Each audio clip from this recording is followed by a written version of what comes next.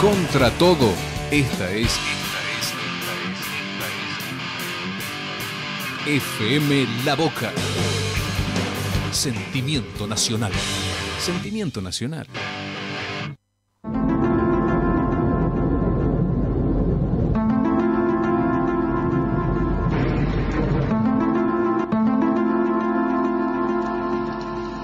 Aquí comienza Mundos Paralelos, un espacio de reflexión y de reexistencia, periodismo filosófico y cosmovisión. Mundos Paralelos, conduce Giulio Soldani.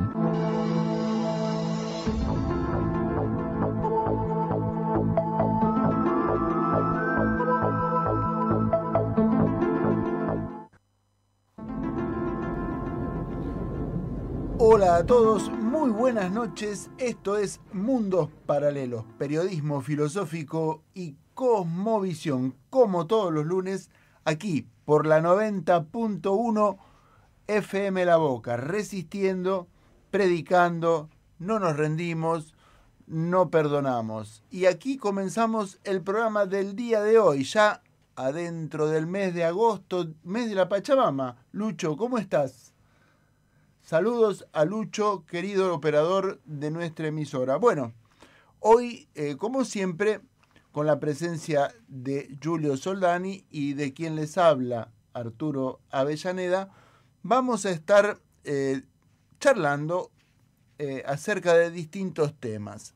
Hoy les prometo un programón. ¿Cómo se imaginan? Dada la situación internacional y regional, vamos a estar prestando seguimiento a la situación económica que realmente ya linda con la recesión y la catástrofe social, en la voz de Horacio Rovelli, justamente un profesor de economía política con numerosas notas brindadas recientemente y un documento que leímos muy interesante acerca del repaso de nuestra situación frente a las aspiraciones de máxima de los poderes fácticos de la región dólar. Vamos a hablar con Rovelli de este cariz neocolonialista que tiene el mal llamado liberalismo de la gestión actual. También vamos a estar charlando en nuestra segunda hora con María Dolores Euseba del movimiento popular por la dignidad y justicia de Honduras, una república hermana. No solo nos unen los colores de su bandera, y no es casualidad que así lo sea, puesto que es una emancipación americana hermana de nuestro movimiento libertador de América, y con las cuestiones sociales que hacen al frente campesino indígena, que en Honduras tiene allí prácticamente calcadas las mismas injerencias internacionales que ponen en vilo la capacidad de supervivencia de nuestros movimientos, de nuestras familias, agregaría, de nosotros mismos. Bueno, y comencemos. Hoy ya en un minuto más, con la presencia de Giulio, con el prólogo editorial a mi cargo acerca de la siguiente noticia. Lucho, tuvimos en estos días numerosos escenarios de confrontamiento, de confrontación bélica. No solo el comunicado de la Cancillería rusa, en la voz de Sergei Lavrov, describiendo los escenarios en los que estaban dispuestos a presentar batalla contra todos los agresores de Rusia, sino también los aspectos en los que se habría de desenvolver una conflagración total en contra de Europa y del área euro-dólar. Escenarios económicos, políticos, sociales, culturales y, por supuesto, bélicos. En ese contexto, quiero comenzar a presentar algunos de los tiroteos que tienen que ver con la guerra económica del grano. No porque sea necesario para mí volcar una mirada nueva sobre una confrontación internacional, ni me interese particularmente la vida del pueblo norteamericano, sino porque puntualmente ese escenario de confrontación de los alimentos tiene a la pampa argentina como otro escenario más. Toda vez, recordemos que la otra gran pradera que está en vilo o cuestionada sobre su productividad es justamente la de Ucrania. Pradera estratégica sí las hay en el corazón del primer mundo. No restan muchas praderas de esa capacidad productiva en grano, solo en América la gran cuenca del Mississippi y del Missouri y el Río de la Plata, para ser precisos. ¿Qué pasó últimamente? Las sanciones económicas que unilateralmente sanciona Estados Unidos en la firma de Donald Trump tienen como cometido restringir la venta de granos o ponerles aranceles al ingreso de los productos, sobre todo provenientes de las repúblicas BRICS. Los rusos, los chinos, los hindúes, los sudafricanos, los brasileros ahora también incorporados a ese frente. Claro, los aranceles los tiene que pagar el propio importador norteamericano y el que más perjudicado termina siendo es el exportador norteamericano que querría seguirle vendiendo sus granos a China. Y aquí viene el problema. China, entre otras decisiones, a la sazón, a la saga de estas restricciones económicas, ha decidido no comprar más granos transgénicos, granos patentados por las empresas líderes del sector granelero de Occidente. Las mismas empresas líderes que tenían una posición dominante en la pradera de Ucrania y que, por supuesto, son las empresas dominantes de la situación granelera en Argentina. Ahora, si China dejara de comprar granos transgénicos, ¿cuál sería el destino del modelo de agricultura de Argentina?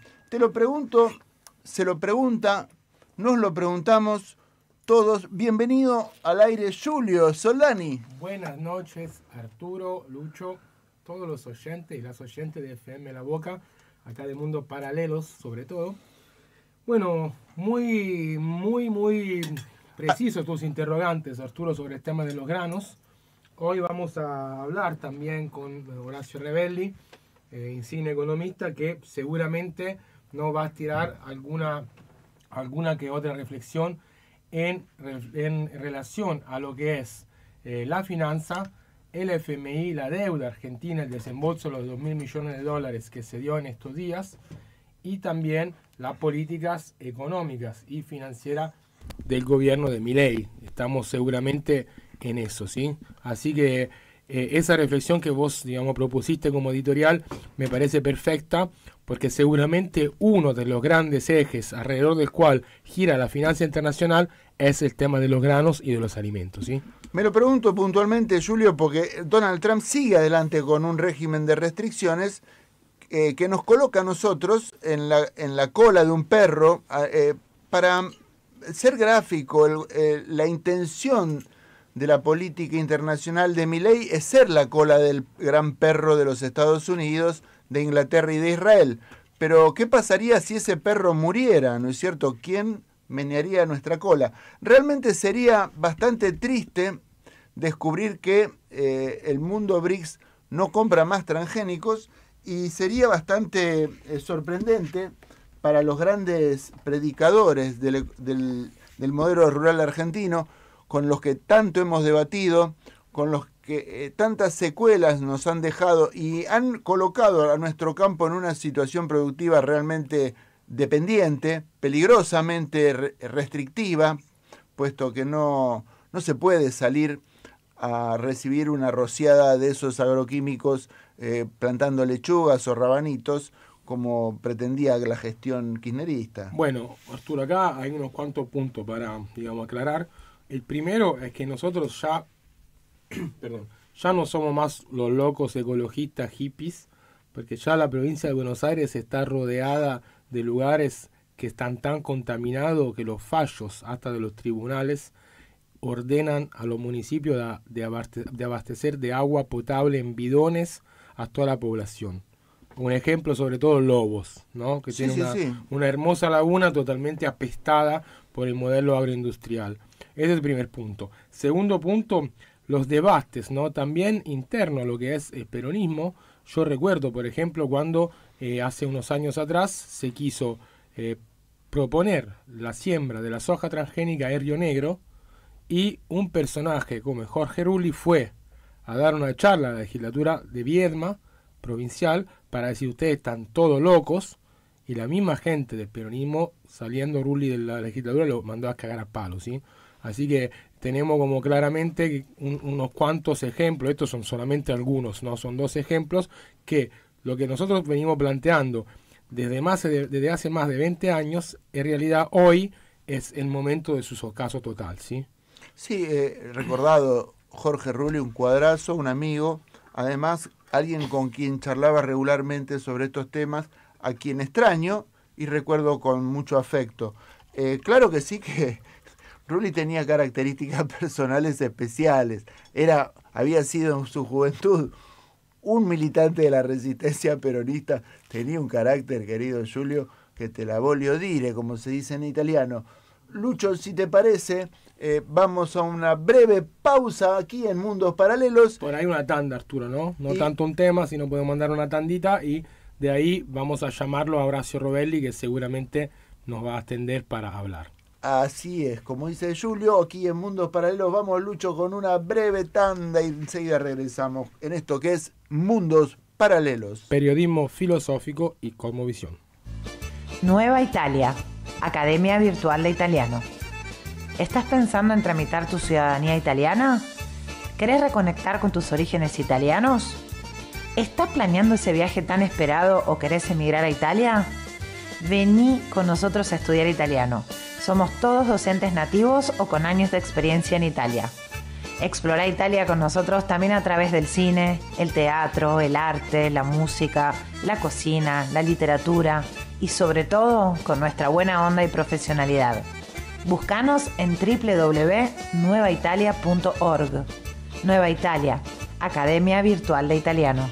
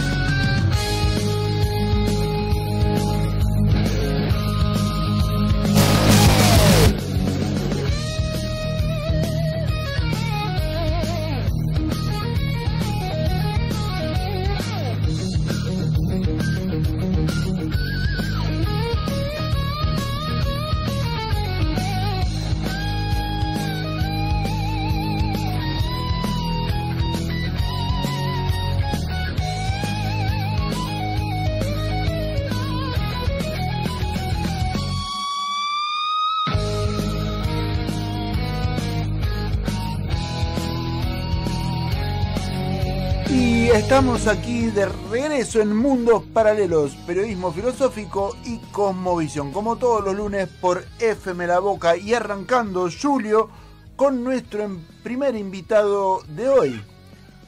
Horacio Robelli tenemos como invitado, nada más y nada menos. Nada menos que nuestro economista de cabecera. Yo lo sigo, no solo lo leo, sino que también está devenido en entrevistados de YouTube muy frecuentemente.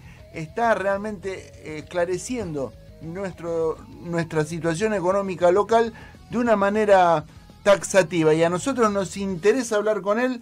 Horacio Robelli, estás en línea. Arturo Avellaneda y Julio Soldani te saludan desde FM La Boca. Arturo y Julio, les agradezco la comunicación. En realidad, porque debo ser uno de los pocos que estoy diciendo algo que es evidente. Tengo 71 años de edad y esto lo he vivido varias veces en mi vida. Lo viví hasta el Rodrigazo, hasta acá, cada 7 años, 75, 88, 89 con 88 Malvinas, 89 con el fin del gobierno de Alfonsín, 95 con el Tequila, 2001 con el fin del gobierno de la Rúa y de la convertibilidad. Se frenó con el kirchnerismo por la simple razón que los Kirchner cobraban impuestos, no necesitaban endeudarse para financiar al Estado porque cobraban impuestos y porque no dejaban atrasar el tipo de cambio para que se haga la bicicleta financiera. Se volvió a repetir apenas se fue Cristina Fernández de Kirchner con Macri en el 2018, no derrapó porque vino el Fondo Monetario Internacional y puso 45.000 millones de dólares en la Argentina, que por supuesto se fugaron. Y ahora vuelve a pasar lo mismo, no derrapó del todo el 11 de abril, porque ya hubo una corrida, comienzo de corrida este año, el 11 de abril, porque el Fondo Monetario Internacional le dio un crédito de 20.000 millones de dólares, de los cuales ingresaron 12.000 millones de dólares, 12.000 millones de dólares, 12.000 millones de dólares, una montaña de dólares el martes 15 de abril de este año, el 2025, y ahora están ingresando hoy o mañana, se estaría ingresando otros 2.000 millones de dólares más. Con toda esta plata, aún así no pueden frenar el derrape cambiario que están haciendo porque la estructura que han montado es desfugadora de capitales y es permisiva a este tipo de política. Horacio, es clarísimo. Básicamente el invento de José Alfredo Martínez de Oz de canjear, de endeudar el país y fugar las divisas se repite de una manera sistemática. No hay forma de lograr que ningún economista de los que usualmente escuchamos opinar en las televisiones así de aire pueda comprender de qué se trata. El único, yo diría, economista que he escuchado relacionar cada uno de esos episodios con un escenario geopolítico, estratégico, ha sido usted, y por eso nosotros lo queremos felicitar y lo traemos a los micrófonos de FM La Boca, porque es interesantísimo cómo contextualiza estas particularidades del neocolonialismo, que en cada caso son diversas, diferentes y requieren su comentario, ¿no es cierto, Julio? Bueno, seguramente. Y yo por eso le quería directamente preguntar a Horacio, que agradezco para el tiempo, que también por el intercambio que tuvimos previo al programa. Nombraste varios casos en que se repite el mismo esquema, pero esta vez la situación geopolítica es un poco más complicada alrededor de lo que pasa dentro del país, ¿no? ¿Influye esto en lo que pasa acá o no?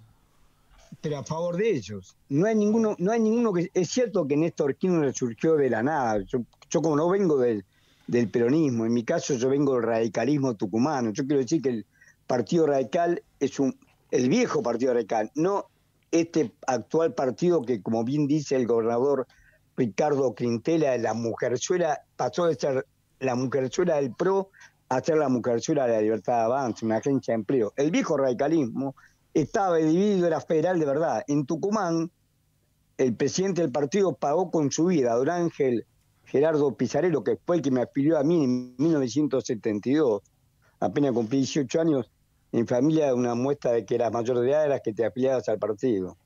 Don Ángel Gerardo Pizarello lo fueron a buscar a la casa el 24 de marzo del 76 y apareció el 1 de julio con 7 balazos en el cuerpo y la boca cosida con alambre. Él no estaba ni a favor de la guerrilla, ni mucho menos. pero quería que se cumpla la Constitución Nacional, que todo ciudadano tiene derecho a juicio y debe ser tratado en forma honrada y digna, que no era el caso, lo torturaban hasta matarlo. Por este hecho de que dijo claramente que Bush era un asesino y que no cumplía con los mínimos mandatos de la Constitución inhumanos, lo fueron a buscar a su casa el 24 de marzo del 76 y apareció el 1 de julio de ese año con 7 balazos en el cuerpo y la boca cosida con alambre en un claro mensaje mafioso. Esto que estoy contando, el radicalismo, ¿por qué lo cuento? Porque el radicalismo, el problema que tenemos nosotros, por ejemplo, con Perón, es que nosotros estábamos a favor, yo era joven, pero ese viejo radicalismo estaba a favor de Gelbar.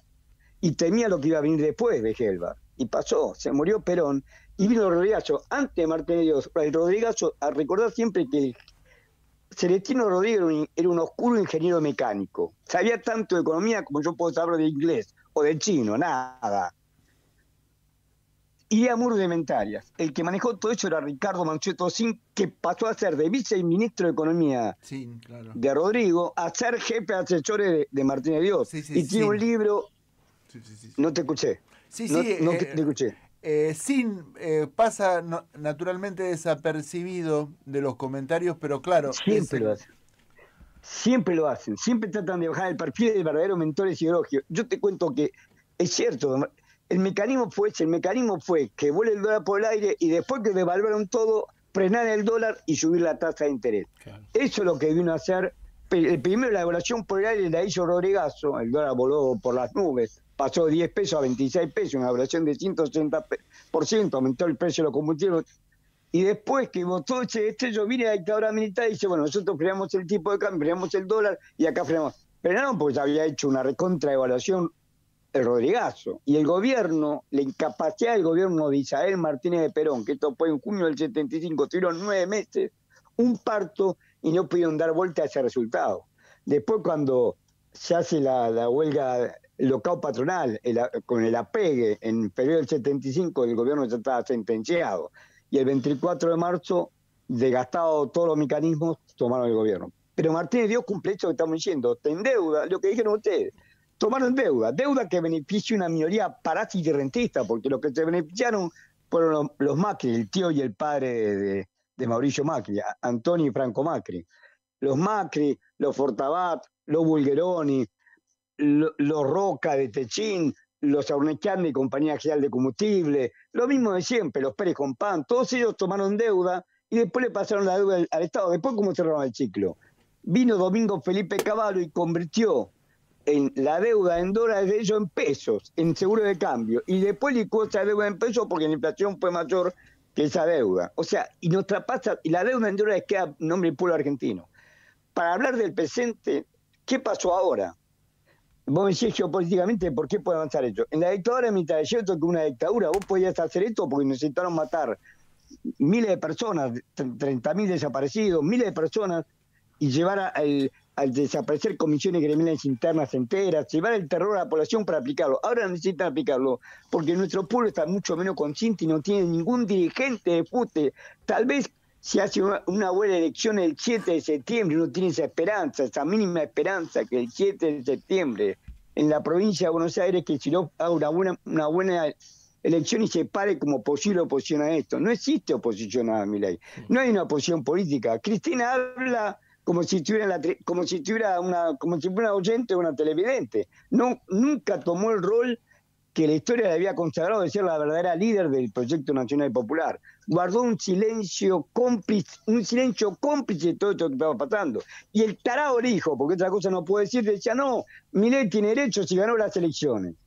Cuando vos ves que apenas asume el gobierno de Milei, lo que hace es un brutal ajuste, hace caer los salarios, hace caer las jubilaciones y pensiones, paraliza la obra pública, no le gira ni siquiera la plata de Bahía Blanca que venía de una inundación que estaba la plata por los ATN, hace estas barbaridades y el hijo, que no es Néstor Kirchner, el hijo dice, y tiene derecho porque ganó las elecciones. Bueno, cuando vos te encontrás con una situación así decís, esto es mucho más complejo de lo que parece. Y así estamos, sin un referente nacional y popular para enfrentar este gobierno. Pero déjame hablarte nada más de cómo se repite la historia.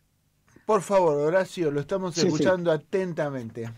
Bueno, muchas gracias. Mirá cómo Ellos tienen este año comienza una corrida. Desde el 2 de enero 2025 hasta el 11 de abril de este año, el 11 de abril, el Banco Central le vendió a los amigos, por supuesto, 398 millones de dólares. El 11 de abril. Pero en total vendieron 6.304 millones de dólares. Desde el 30 de diciembre, el último día hábil del año 2024, las reservas brutas eran 31.000 millones de dólares. El 11 de abril las reservas habían bajado a ser 24.700 millones de dólares. Perdieron 6.304 millones de dólares, que por supuesto se lo vendieron a los empresarios amigos. Recordemos que la deuda tiene el Tesoro como paga el peso le da los dólares al Banco Central, y el Banco Central, carta orgánica hecha en el gobierno de Menem, pero hecha por Domingo Felipe Cavallo en 1994, la ley 24.144, le da al Banco Central dos funciones. Una, la de ser agente financiero del Estado, y otra, la de ser banco de bancos. Esto es una estafa. ¿Por qué? Porque es deuda que de todos nosotros, pero como los dólares los tiene el Banco Central y los puede vender, porque banco de bancos se los vende a los bancos, y los bancos lo compran al tipo como oficial, o sea, todo legal. Tiene la ley 24.144 que le permite hacer esta barbaridad. Toma deuda del Tesoro de la Nación, le da los dólares al Banco Central, y el Banco Central se lo vende a los bancos amigos. 9 bancos privados, antes eran 10, pero ahora el HSBC se fusionó con el Banco Alicia. 9 bancos privados tienen más del 80%. El Banco Central solamente puede operar con bancos, con ningún particular. Le vende a los bancos. Y los bancos se lo quedan la plata a ellos o se lo venden a sus clientes. Así se fueron hasta el 11 de abril 6.304 millones de dólares. Después decían, no, pero con el préstamo del Fondo Monetario Internacional levantamos el cepo para las personas, y la banda de flotación, habían puesto una banda de flotación con un piso de 1.000 pesos y un techo de 1.300 pesos, estoy hablando del lunes 14 de abril, no vamos a tener más fuga, hasta junio, son datos del Banco Central. Vos te pones balance, Banco Central, publicaciones, la solapa se llama publicaciones, balance cambiario, y te dice este dato que te voy a dar ahora. Al 30 de junio del 2025, del 14 de abril al 30 de junio del 2025, se perdieron 5.791 millones de dólares. O sea que en total superan por 95, son 12.304 millones de dólares que se perdieron hasta el 11 de abril. Y los 5.791 millones que se perdieron hasta el 30 de junio superan los 12.000 millones de dólares billetes que trajo el Fondo Monetario Internacional el martes 15 de abril. Desde Washington vinieron los aviones, o el avión, no sé si uno o dos aviones, con los 12.000 millones de dólares. Ya se fueron, ya se lo dieron. Nos endeudamos, la deuda nos queda a nosotros, y los amigos se llevan, los amigos del gobierno, del poder, en realidad son el verdadero poder, estos juegan para ellos, se llevaron 12.000 millones de dólares. Nos endeudan para jugar dólares. Horacio, y ahora viene lo mismo. Sí. Clarísimo.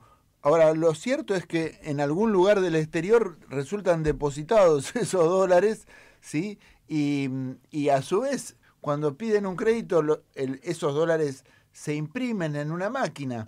En cambio, nosotros transpiramos, invertimos, nos la jugamos, trabajamos, compramos maquinaria para poder desesperadamente apenas lograr un ejercicio económico positivo. Parece realmente un sistema de explotación internacional, diciéndolo de una manera real. En términos reales, nosotros ponemos el grano, ponemos la carne, ponemos la pesca, ponemos el oro, ponemos el petróleo y recibimos deuda. ¿Es así, Horacio? Es tal cual así, ese es el mecanismo. Segundo presidente de Estados Unidos, el segundo presidente después de George Washington, el segundo presidente de Estados Unidos dijo que a los pueblos se los domina por la espada o por la deuda. John Adams, que decir Juan Pérez, pero John Adams, que fue el presidente de Estados Unidos que le sucedió a George Washington, dijo esa frase que condenó a todos los países del mundo. A los pueblos se los domina por la espada o por la deuda. Vos fíjate que a nosotros trataron de dominarnos por la espada en 1806, 1807 y no pudieron. Y después vinieron y los ingleses corrompieron gente acá, tenían los Rivadavia que nos endeudaron con la Varian Brothers, plata que llegó menos del 60% de lo que pedimos. Del millón de libras esterlinas llegaron menos de 600.000 libras esterlinas. Pero lo que quiero decirte es que siempre pasó este mecanismo. Lo que pasa es que ahora es mucho más violento porque la Argentina tiene recursos naturales que le interesan. Ellos quieren quebrarnos financieramente y a eso vamos a pasos acelerados.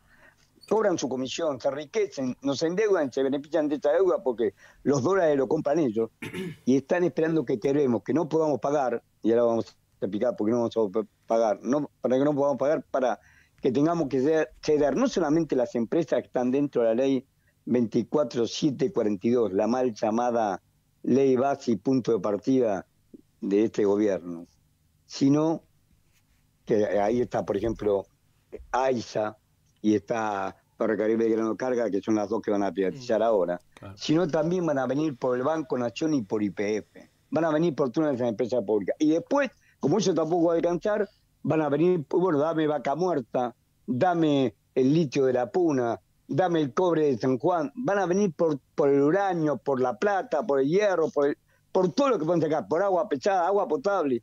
Se vienen a quedar con todo. ¿Cómo puede ser que un país que tiene energía y tiene alimento no se pueda parar en sus propias piernas? ¿Cómo puede ser un país que tiene energía y tiene alimento? 1 millón de chicos, según la UNICEF, se van a dormir todas las noches sin comer.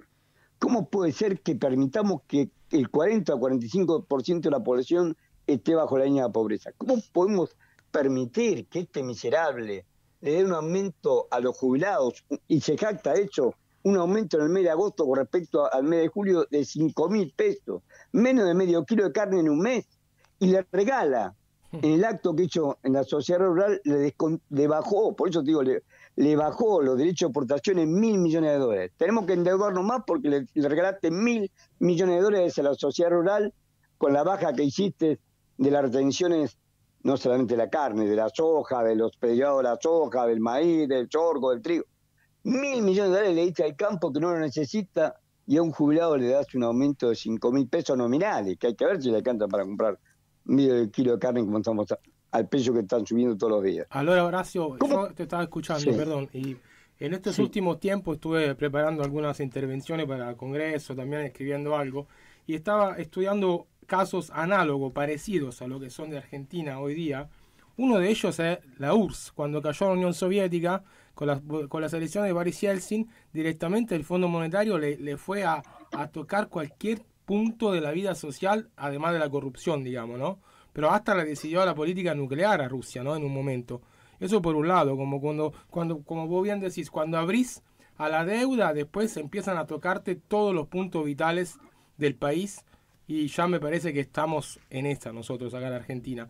Por otro lado, también estaba estudiando otra situación, otro contexto europeo que me pareció análogo, anterior, de los años 20, cuando en la República de Weimar, el artículo 48 de la Constitución, que permitía el uso del estado de excepción como medida de gobierno, era abusado por la presidencia, digamos, de Reichstag, de lo que era el entonces imperio alemán, con temas de problemas financieros y de deuda de inflación.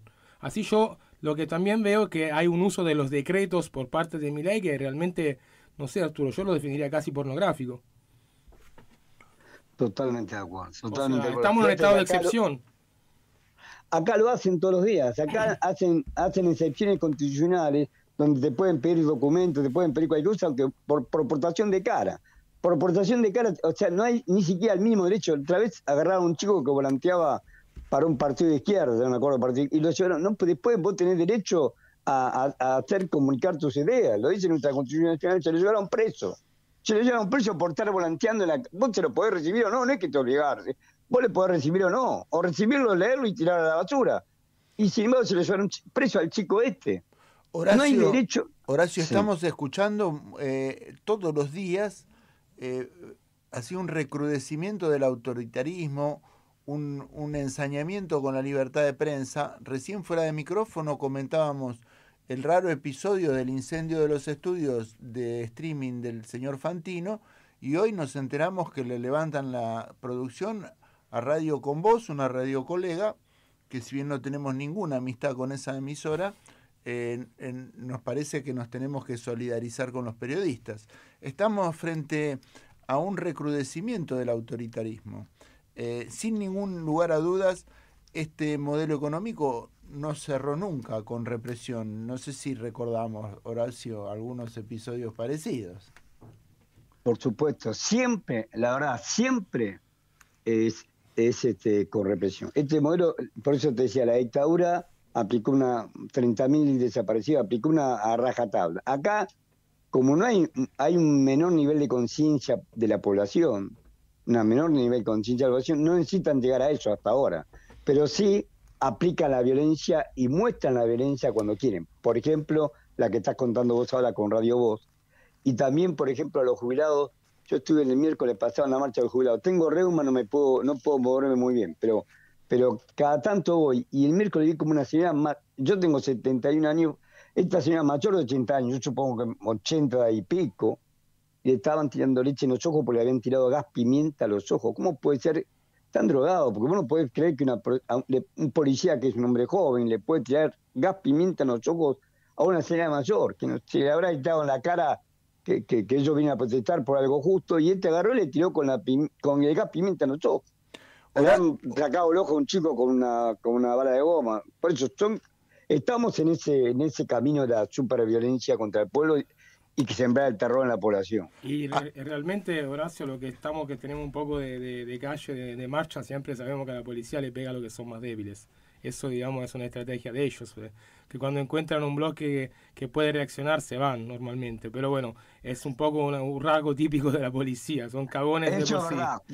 Cuando las movilizaciones son importantes, la policía no reprime. Cuando Sí. ves que yo te digo, cuando a los jubilados se vinieron a apoyarlo porque coincidió con lo del Garrahan, coincidió con el peronismo, ahí se quedaron, ahí parecía un día de camping. Sí. Hasta nos sentamos en la plaza del Congreso, tomamos mate, un día de camping parece. Recordamos, Claro, recordamos a la audiencia que la marcha de los jubilados de aquel miércoles entró a la Plaza de Mayo finalmente y produjo su acto allí y su manifestación de una manera tranquila, a pesar de la custodia, la fuerte custodia y el seguimiento incluso de camiones hidrantes y otros artefactos así de tortura masiva que se han puesto de moda en las calles de Buenos Aires últimamente. Pero quiero retomar, Julio, sobre la pregunta que hiciste vos, ya no desde el terreno tanto macro, sino desde lo que llamamos los ecologistas la economía real, ¿no? Cómo, escucha Horacio, cómo países con mucho menos recursos están en situaciones sociales extraordinariamente buenas. Y quiero decir, Argentina tiene más cuencas petroleras que Noruega en este momento activas, y fíjate el nivel que tiene la educación, por ejemplo, en ese país.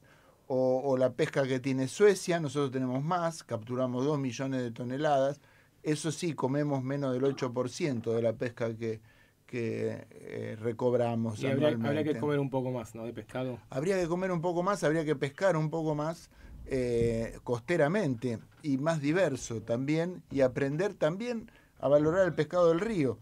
Pero estamos en una situación rarísima. Horacio, para ser sintético, te quiero contar que en nuestros micrófonos uno de los entrevistados nos contó que ya desde la vigencia de la ley minera de Menem se extrajo de Argentina más oro del que tienen las reservas de Suiza, y sin embargo nosotros ni nos parecemos en el estándar de vida ni en la fortaleza económica que tiene ese país, esa tremenda banca. Bueno, en el caso de Noruega es claro que hay un Estado fuerte y un Estado que responde a los intereses nacionales y populares. Fíjate que ellos encontraron, los fiordos de Noruega encontraban petróleo y gas, pero no lo regalan como nosotros, no se lo dan en licitaciones, lo explota el Estado noruego. Creó 2 fondos fiduciarios del Estado noruego, y de la renta petrolera, en vez que se la apropien los particulares, de la renta petrolera lo distribuyen, son un poco más de 8 millones de habitantes, hay hielo todo el año, frío todo el año, en calefacción, en educación, en salud.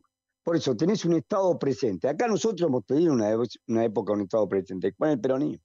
O sea, cuando en vez de dejar que se lo apropien los intereses particulares, voy a dar un ejemplo claro de la Argentina, que es el tema bancario, que es el tema que conozco, porque yo cuando vine a estudiar a Buenos Aires empecé a trabajar en un banco cooperativo, ¿verdad?, que era el Banco Juncal, en Parque Patricio, sobre la avenida Casero, casi Rioja. Ahí está el banco. El presidente del banco ahora es un café, pero estaba una sastrería, una venta de sacos, de camisas, que era el presidente también de Huracán, se llama Ramón Feijó. Bueno, esta es la cooperativa. Nosotros reciclamos los depósitos que recibíamos en el mismo barrio. Venía una señora con el carrito de los mandados, nos depositaba un depósito a plazo fijo.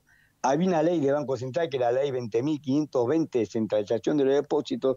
Nosotros teníamos obligación de darle un certificado original a ella, quedarnos con una copia y mandarle la otra copia al Banco Central. O sea que el Banco Central éramos más de 800 entidades, casi todas así, cooperativas o mutuales, y el crédito era el 43,5% del PBI. 43,5% del PBI. Hoy hay 61 entidades, pero 9 son las que administran casi todo. 9. Y después está el Banco de Nación, que hace el papel de la pavota. Bueno, pero 9 bancos manejan este sistema perverso que ahora quiero contar.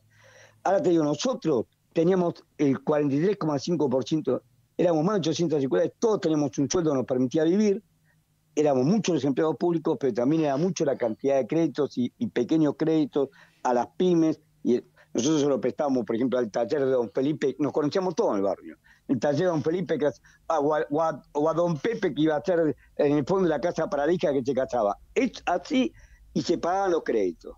Hoy está lista de eso. Hoy hay 9 bancos, de los cuales los más importantes son los extranjeros. Vos tenés el Bilbao Vizcaya, el Río, que es Santander, los dos son españoles, el Bilbao Vizcaya, los dos son españoles y vascos, y el Santander, que también es vasco.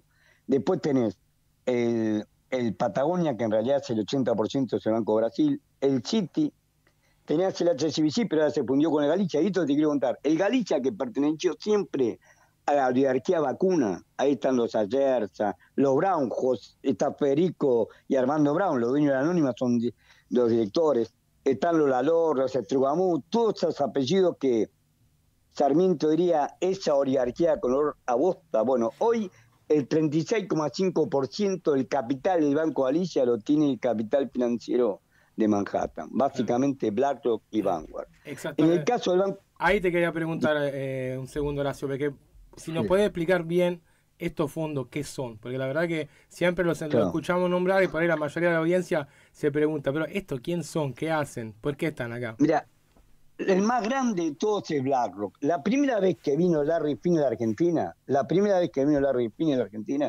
fue en octubre del año 2016, acompañado por el secretario de Finanzas de esa época, que es su empleado, que es Luis Andrés Toto Caputo. Luis Andrés Toto Caputo, el actual ministro de Economía de Argentina, lo acompañó a Larry Fink, que es el CEO de BlackRock, a que se entreviste con el presidente Mauricio Macri en octubre del año 2016. Fue la primera vez que vino a Argentina. Cuando vio en persona lo que era esto y lo fácil que podía invertir acá, ahí y la riqueza que teníamos nosotros, porque ellos obviamente vienen por el petróleo, por el gas, por el litio, no le interesa otra cosa. Bueno, en ese momento él abrió los ojos ahí. BlackRock tiene, mira, si fuera un país sería el tercer PBI del mundo. BlackRock es el más grande de todos, pero hubiera sido el primer PBI en el año, según un dato del 2024, la Secretaría del Tesoro de Estados Unidos. Ellos tienen un Producto Bruto de $28,1 billón.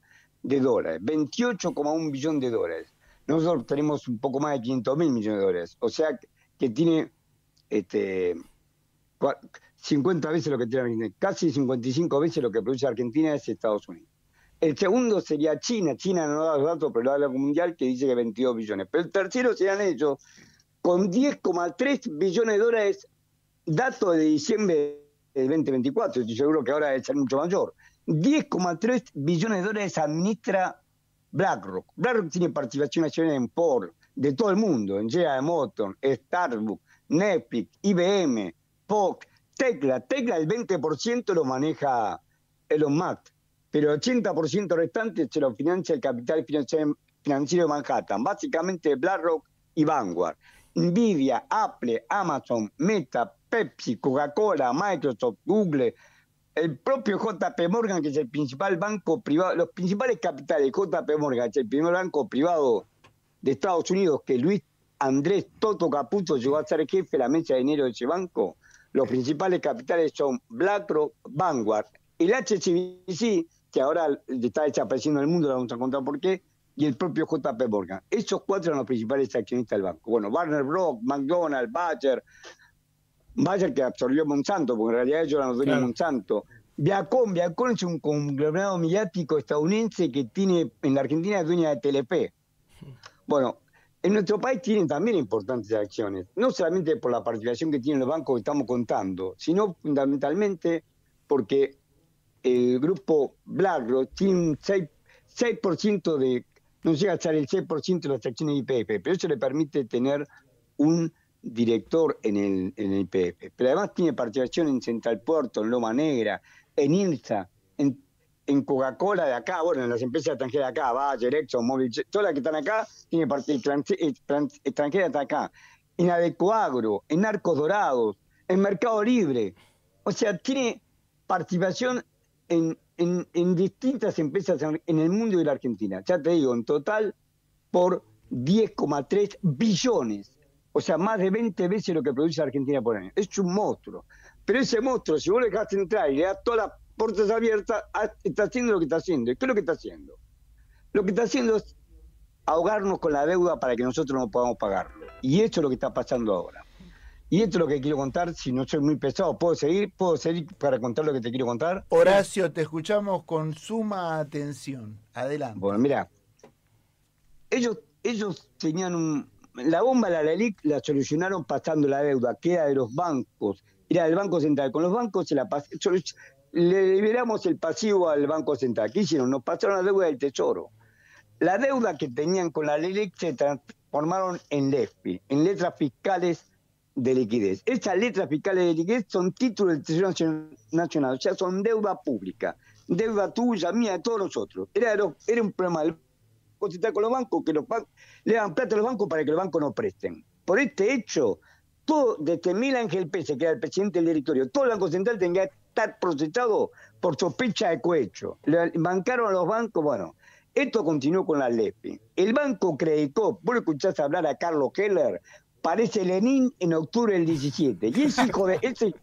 realmente un tipo, hay que ser cínico. Ese es el que más se aprovecha de la situación. Mirá lo que te voy a decir, dato de marzo, porque el Banco Central publica los balances de los bancos, lo publica con mucho atraso. En el dato de marzo del 2025, el 87,5% de los depósitos, 87,5% de los depósitos que capta el banco Credicop se da vuelta y se lo presta al Estado en esta famosa LEFI.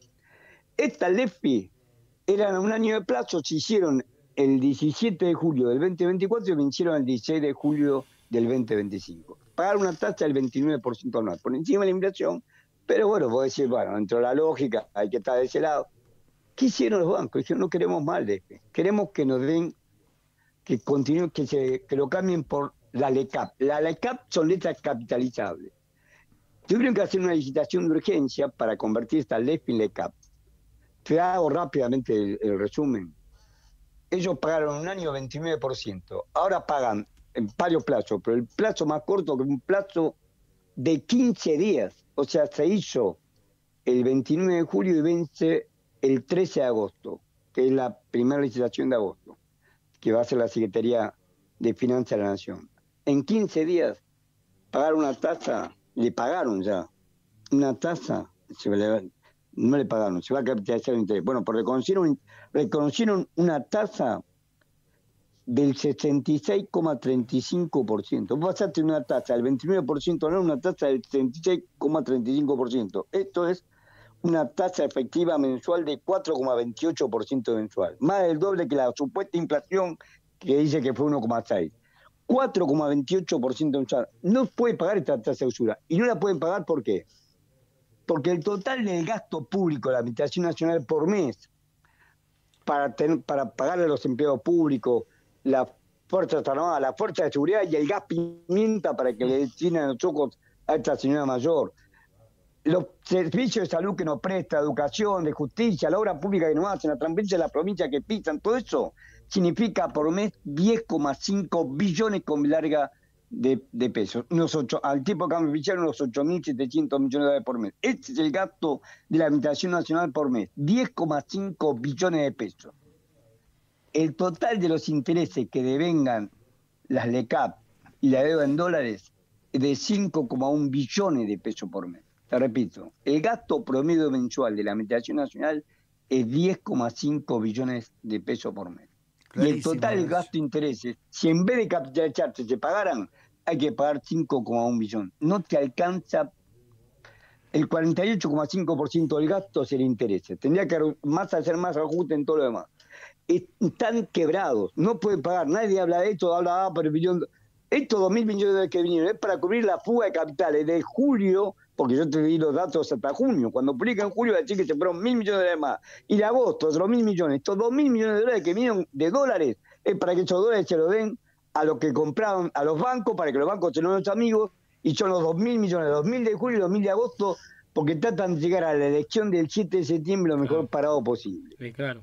Es un sector especulativo, han volcado toda la finanza pública al amiguismo y la justificante es que nosotros tenemos que hacer el esfuerzo físico de la economía real, cargar como una mula con todos nuestros costos y con todas nuestras necesidades como si fuéramos esclavos. Clarísimo, Horacio Robelli. Julio, por hoy no tenemos más tiempo, tenemos que seguir adelante con el programa, Horacio, pero nos ha quedado absolutamente clara la situación económica desde la perspectiva de Horacio Robelli.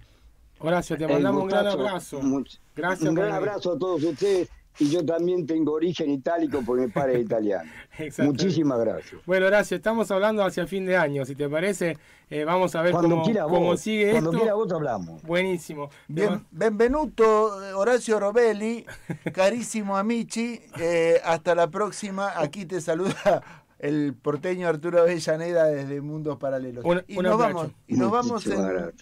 Nos vamos finalmente despidiéndonos de Horacio Robelli y prometiendo ahora, luego de una pequeña tanda musical, hablar nada menos con nuestro amigo Rafael Arrastía de su nuevo manual práctico de oratoria. Pero enseguida regresamos en esto que es Mundos Paralelos, periodismo filosófico y cosmovisión.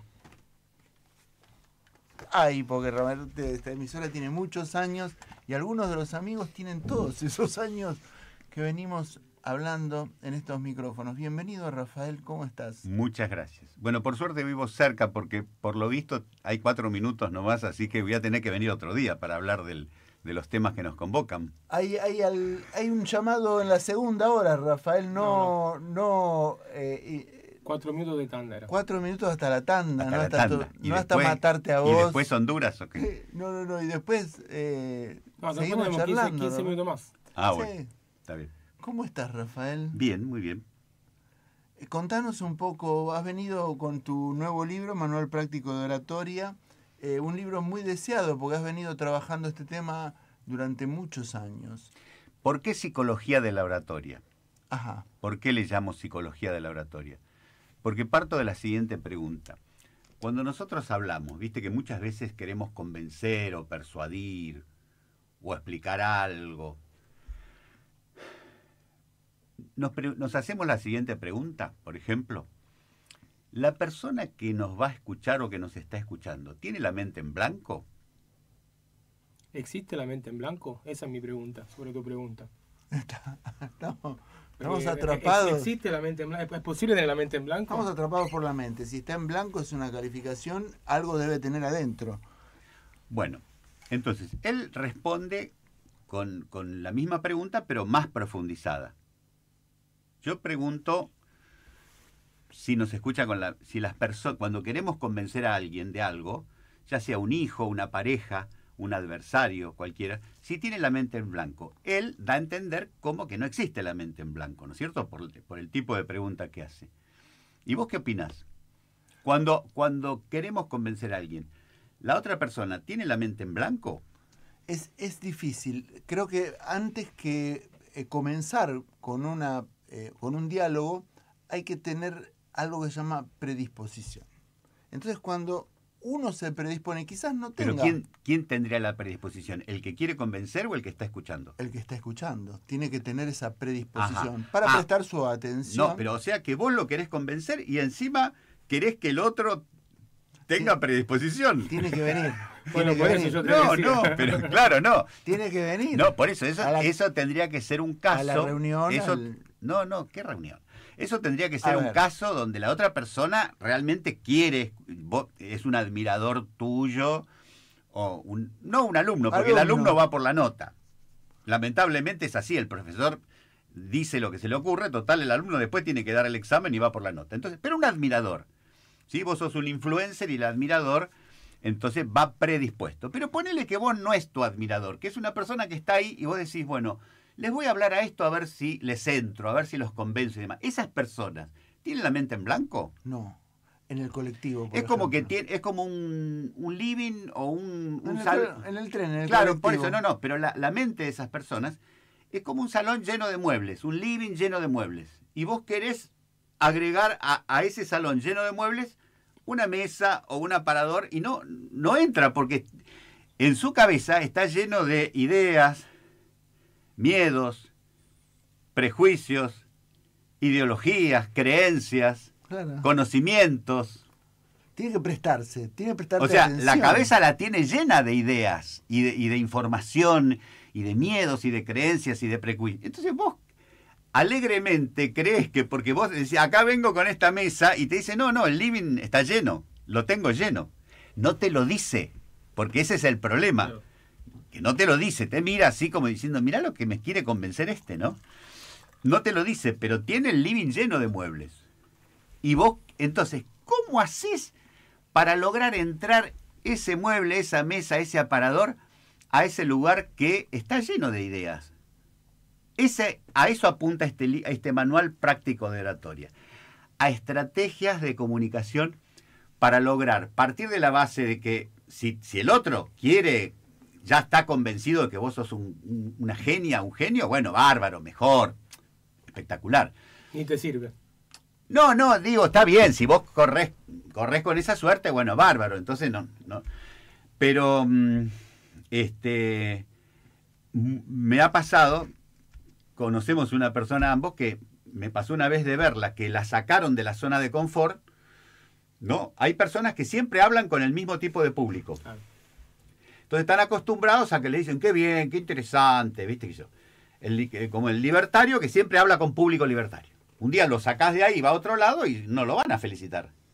El peronista que habla siempre o el que le gustan las culturas nativas, que de alguna manera está a favor de los indios, de los pueblos originarios. Entonces va a un lugar donde dicen, no, a mí me interesa Colón, no me interesan los indios, ¿entendés? Me interesa el Día de la Raza, no de las... Y me pasó con una persona que conocemos en común, que fue un día a un ámbito neutral así, donde estaba mezclado, y empezó a hablar como dando por obvio todo, que los buenos son los indios, los malos son los españoles, ¿viste? Todo así. Y empezaron a saltar del público. Claro. Entonces, es necesario. ¿Cuál es tu objetivo? ¿Vos querés reforzar en los que están convencidos, que en ese público había, pero también de tratar de entrarle a los que no están convencidos? ¿O no? Solamente podés hablar donde estás, donde tenés admiradores. Si te sacan de ahí, sonamos. Acá tenemos un manual. Vamos a hacer la primera interrupción a esta conversación que va a continuar luego de esta. Sería interesante que si algún oyente le pasa algo en su oratoria, en su comunicación, en su técnica vocal, en su voz y demás, tienen dónde mandar las preguntas. Sí. Pasamos los teléfonos ahora luego del primer bloque. Dale. Vamos a la tarde. Te lo digo yo, mira el teléfono. A ver, dale. 11 5765 2768. 11 5765 2768. Es el WhatsApp, ¿eh? Sí, WhatsApp, manden en la preguntita. Bueno, y nos vamos a una breve tanda entonces y continuamos con Rafael Arrastía. Bienvenido, Rafael, y vamos a hablar de tu manual de oratoria ya en la segunda hora de Mundos Paralelos. Para alimentarse está la boca. Para beber también está la boca. Para besar está la boca. Para el rock nacional está FM La Boca. 90.1 La Boca. Todo rock nacional. LK11, con 30 años de música, remasteriza su legendario tema. Gendarmería.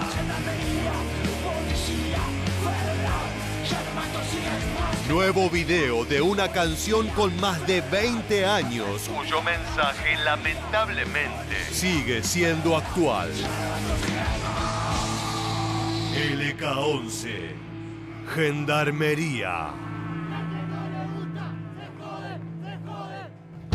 Lo mejor del rock nacional. Lo mejor del rock nacional. Es FM La Boca 90.1 MHz. Uno más de tus sentidos.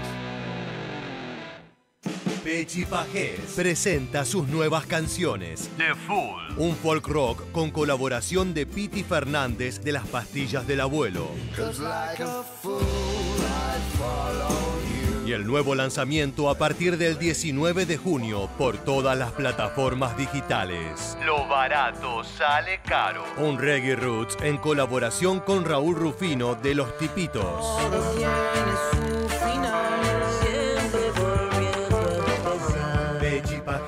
Pechi Pajés. Búscalo.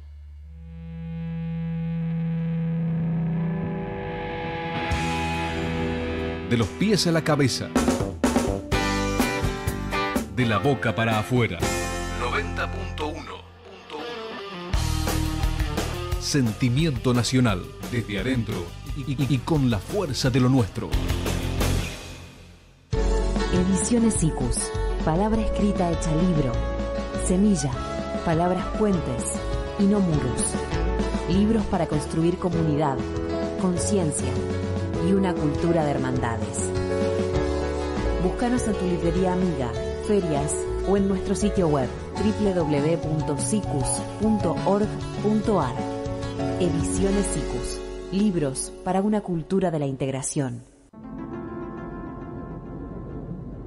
Bueno, volvemos a lo que es Mundos Paralelos. Rafael, estamos con tu manual práctico de oratoria y técnica de la voz, psicología de la oratoria. Mi novia Patricia, que es la que acaba de hablar en ese spot que escuchamos, se hubiese vuelto loca para estar hoy acá, pero está leyendo un texto de una autora italiana que vino de Italia y con la Dante Alighieri no pudo venir. Así que te manda un saludo y está muy interesada en todo lo que es esto, porque es actriz, le gusta el canto y siempre se pregunta sobre la voz, ¿sí? Cantidad de gente ha preguntado por tu libro en relación a que tiene especialidades, puntos en particular para profesiones. ¿Por qué no nos contás un poco, Rafael, cómo deriva la oratoria en distintos campos de lo laboral, de lo profesional? Uh-huh.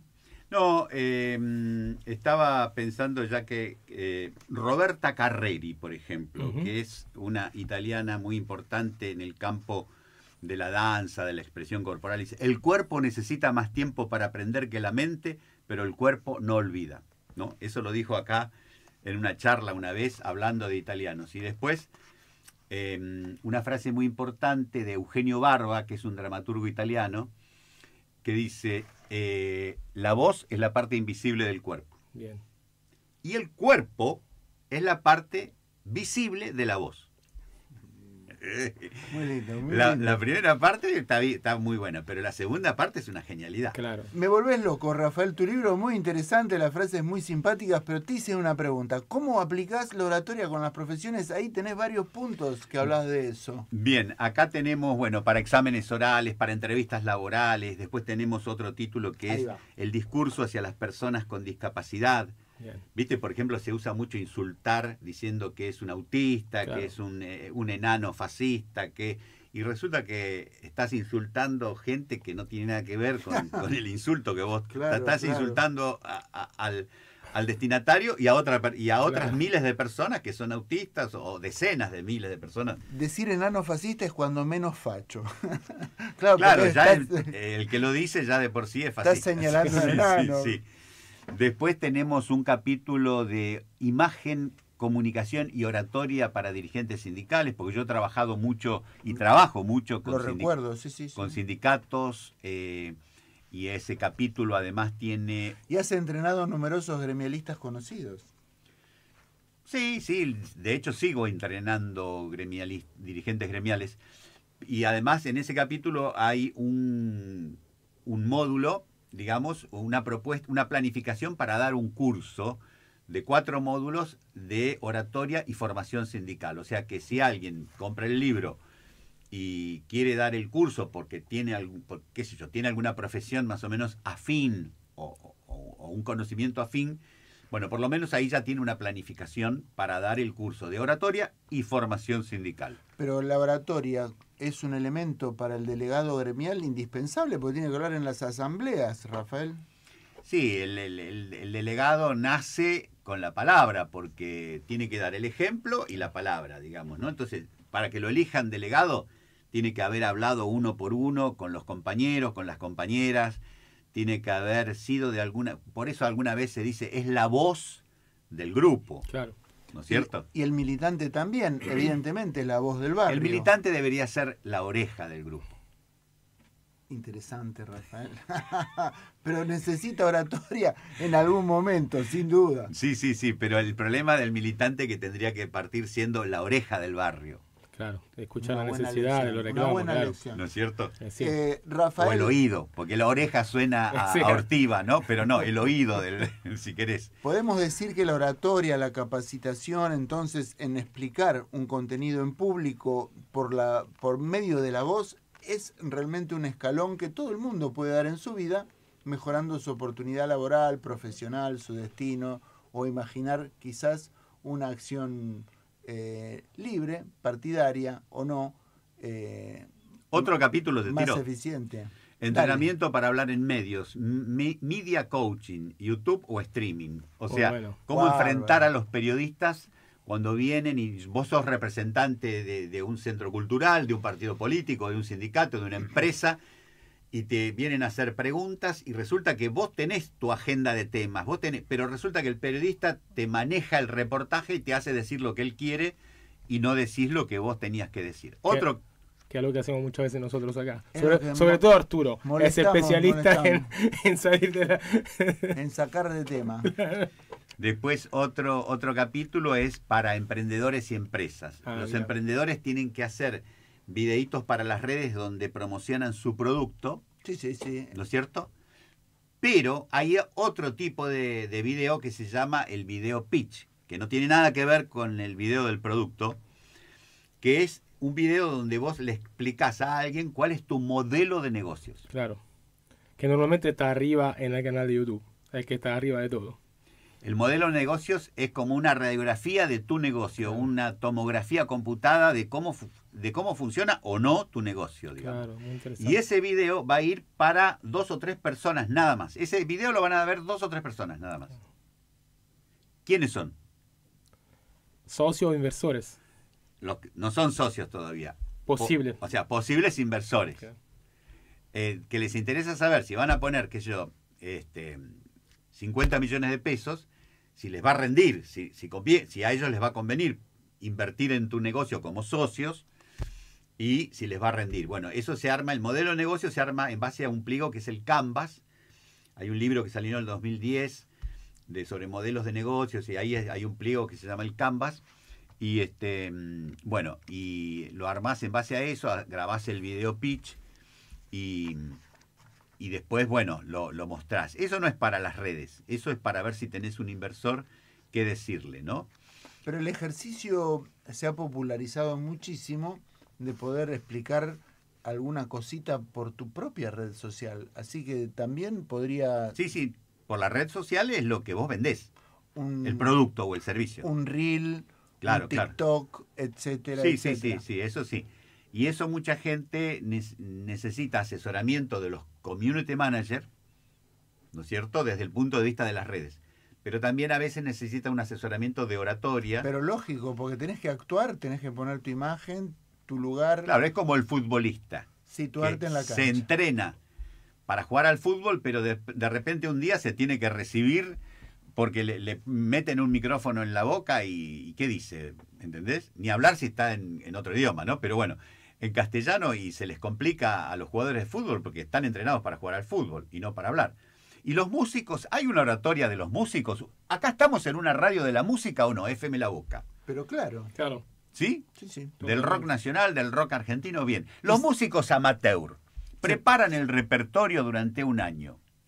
pero pregunto yo al aire en esta prestigiosa broadcasting.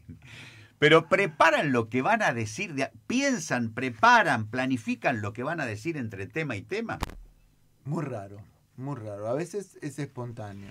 Eso sucede cuando ya son músicos famosos, claro, y tienen una productora de atrás, un manager, y ahí tienen todo un equipo de gente. Entonces vos ya ves a los músicos famosos que dicen lo mismo en cada momento de la función, lloran en el mismo tema, claro, se caen en el mismo tema, se quiebran el pie en el mismo tema. ¿Viste qué sé yo? Está guionado. Ya está todo guionado. Se tiran al público y los atajan, o no, y pegan contra el piso, rebotan. Yo te quiero hacer una vuelven a- pregunta ahora, porque como para mi interés personal, ¿no? Sí. Como yo no soy docente, pero trabajo como profesor, ¿hay una parte para docente también? Está la voz de los docentes, pero en realidad... O damos por sentado que los docentes ya lo tienen que saber hacer eso. No. Hay una cosa fundamental que yo hago hincapié en este libro, que es, y gracias por la pregunta, que es conectar con el deseo del otro. Pero a mí, como docente, para mí es muy importante esto. La Bien. primera es la conexión con el grupo. Me preguntan, ¿qué método usás? Digo, no sé, depende de qué grupo tengo. Bien, conectar con el deseo del otro. ¿Y cómo conectamos con el deseo del otro? Buena pregunta. Sabiendo quién es. No hay otro camino. Haciendo un diagnóstico, por lo menos, ¿no? De ver cómo están, quién son. Bien, entonces, la oratoria es hablar para un público, hablar con un público. ¿Es un ida y vuelta, podría ser la oratoria? Evidentemente, como la docencia. Sí, es un ida y vuelta como la docencia, perfecto. Y en ese ida y vuelta, el acto de ir, ¿está en el lado del orador o en el lado del público? Está en el lado del orador, Rafael, obviamente. En principio Estás del público. expulsado de la academia, El Arturo. público- No, te vas, queda el Tano público solamente. tiene que Primero tenés que Estás recibir el expulsado, mensaje. Si te no, vas de FM. ¿cómo? Señor operador, llame a seguridad, se va de acá. Bueno, Avellaneda dice que está del lado del orador. Te faltan Pero pendejos, claro. te faltan Pará. algunos pendejos. ¿Qué dice el Tano? A ver. Hay que escuchar cuál es la voz que se dicen entre sí, los rumores y todo, y de ahí te empezás a enganchar. Vos con lo fíjate que hubo una contradicción entre lo que dijiste al principio, cuando dijiste, no, primero hay que investigar lo que piensan, ¿no es Claro, cierto? y luego largar el contenido. Claro, entonces el IDA está del lado del público. Claro. Interesante. Y hay que ser muy bicho Porque para vos no para partís captarla. solamente, yo leo 10 páginas de ecología y parto de acá. Si yo parto de acá, estoy partiendo de mi deseo. Claro. Ajá. Claro. ¿Entendés? En cambio, yo investigo, me informo, veo cuál es el estado de ánimo, qué piensan, qué sienten, qué prejuicios tienen, y arranco desde ahí. Entonces, el IDA está del otro lado, y yo después de a poco voy dosificando lo mío. Bueno, pregunta. Eso Acá- es otra plata. Si ya querés acá- preguntar, es otra plata. No, vos sabés como dijo Julio, yo soy el medio Tenemos preguntón. 5 minutos, porque Contá- Mariano te está esperando. Contá un poco a quién coacheaste, a quién entrenaste, qué te pasa en la profesión Anécdotas. entrenando gente No. conocida, Bueno, ¿qué te pasó no, en lo la que te vida quiero con decir este que oficio que la tenés? forma de conectar con el deseo del otro desde el punto de vista discursivo es contando historias de vida. Por ejemplo, eso hacen las charlas TED, Claro. que tienen mucho éxito, contando anécdotas, ¿no es cierto? Imágenes visuales, imágenes sensoriales en general. O sea, que la persona pueda ver lo que se está diciendo, que no sea todo. Si vos decís la problemática social, la gente del pueblo normal, vos decís las políticas sociales, no tienen idea qué quiere decir políticas sociales. Claro. Si vos decís piso de tierra, techo de lata, vos decís, ya sé de qué estamos hablando. ¿Sí? Gotera en el techo y piso de tierra. Ya, tac. Ahora yo digo, grupos etarios, por ejemplo. Todo ese lenguaje de las ciencias sociales, que es hermético, es un lenguaje para que los que están en las ciencias sociales se vendan libros entre ellos. Pero si vos querés llegar al pueblo, tenés que hablar con un lenguaje que la persona vea lo que está diciendo, que sean imágenes visuales. Y fundamentalmente, que no lo nombramos hasta ahora, la pregunta retórica. Eso. Si yo afirmo o niego como docente, como orador, como militante, como delegado, si yo afirmo o niego, posiblemente esté cerrando puertas y ventanas adelante mío. Ahora, si yo pregunto, pero no la afirmación disfrazada de pregunta. Si yo digo, ¿es verdad que Milei está destruyendo la ecología? No, esa es una afirmación disfrazada de pregunta. Claro.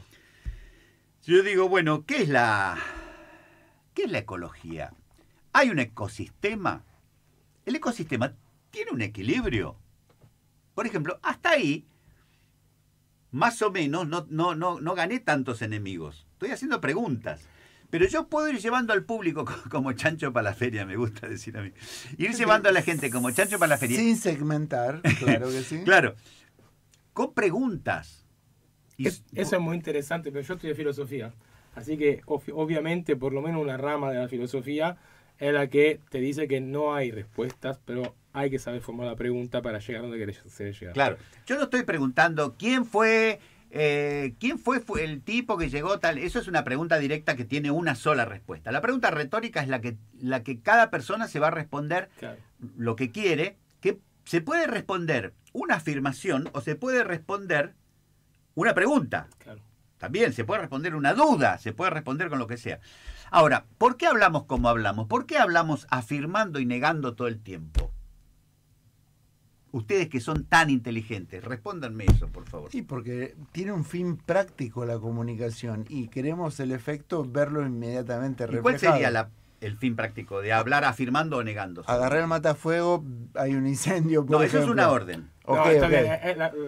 Es compleja la cuestión, porque en realidad el discurso, el lenguaje y también el habla, digamos, en general, son cada vez más índices de tendencia política, reflexiones, o sea, están cada vez más empapados. Y si yo te digo, todo lo que yo digo es mentira.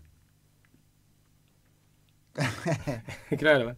Me cagaste, Rafael. Jaque mate, ¿no es cierto? Sí. Porque es una afirmación donde estoy diciendo que todo lo que yo... ¿Y qué pasa ahí? ¿Qué es lo que yo estoy afirmando que todo lo que yo digo es mentira, pero estoy afirmando algo más detrás de eso? ¿Qué más estoy afirmando? Estoy afirmando que mi yo existe. ¿Y por qué tengo que estar en la persona, el ser humano tiene que estar afirmando todos los días, todo el tiempo que su yo existe? Porque inconscientemente sabemos que el yo está flojo de papeles. Seguro. El yo es una fantasía que la empezamos a armar cuando somos niños. No la empezamos a armar, la arman de afuera para adentro. La materia prima son palabras que te dicen, mira, vos sos de tal club, vos vas a escuchar tal radio, te llamás así, así. Yo tengo alumnos, vos me preguntás alumnos famosos, he tenido nietos recuperados que son diputados, que se llaman, que hasta los 20 años se llamaron Juan Pérez y tenían un yo, y de los 20 a los 40 se llaman Pedro González y tienen otro yo. Claro. Tremendo. ¿Y cuál es el yo? Tienen dos. ¿Y cómo lo logran? ¿Entendés? Es un quilombo. Tienen en la cámara, después tienen dos votos, ¿viste? Porque tienen... Bueno. Eso fue un chiste. Bueno, pero ha ocurrido. Rafael, yo te propongo esto, porque tenemos que llamar a Honduras, que la compañera está pendiente del llamado y tiene líos. Nosotros deberíamos organizar otra cita con vos para que vengas con más tiempo, para que venga Karina también, si te parece, y entablar como una buena conversación como la otra vez, ¿no? Qué lindo.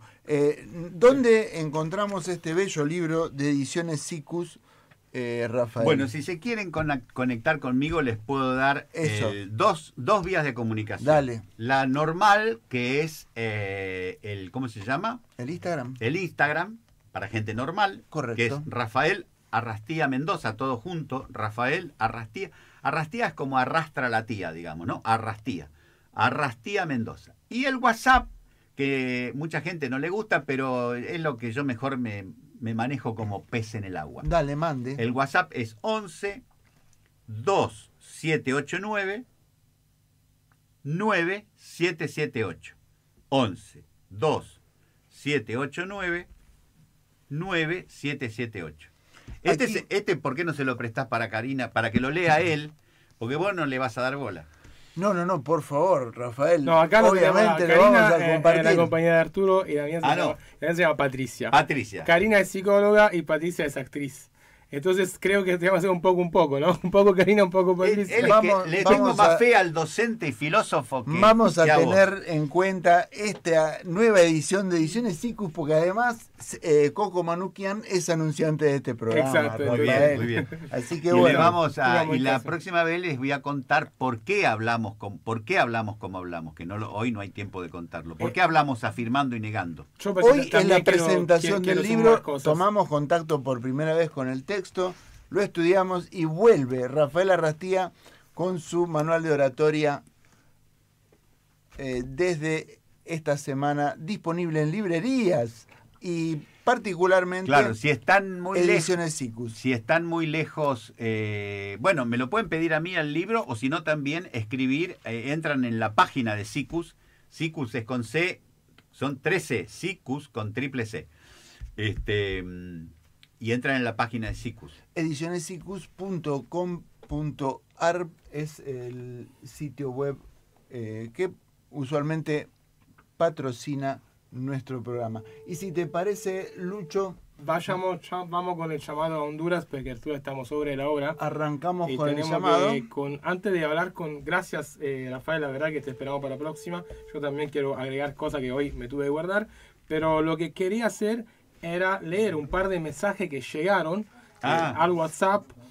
Uno dice: buenas noches Julio y Arturo, lo estoy escuchando y me parece interesante sobre lo que están hablando de la oratoria, pero creo que no es la forma en cómo convencer, porque convencer en un trabajo te convencen dependiendo de la forma y la sonoridad y la gestualidad de que el discurso, pero convencer una idea creo que no. Si dar el punto de vista a través de la oratoria propia y el cual quiero que llegue el mensaje y dejarlo pensando los pros y las contras, pero llevándolo hacia el lado que quiero. Ese es el mensaje que llegó. Está bien. Es una buena postura. Sí, lo que le agrega interesante ahí, además de lo que estamos diciendo del discurso en cuanto a lo literal, el tema de los tonos de voz, fundamental, los tonos de voz la performance, que agrega el oyente, sí, porque Sebastián, a veces hay gente que tiene la voz muy fuerte y no lo sabe. Claro, sí.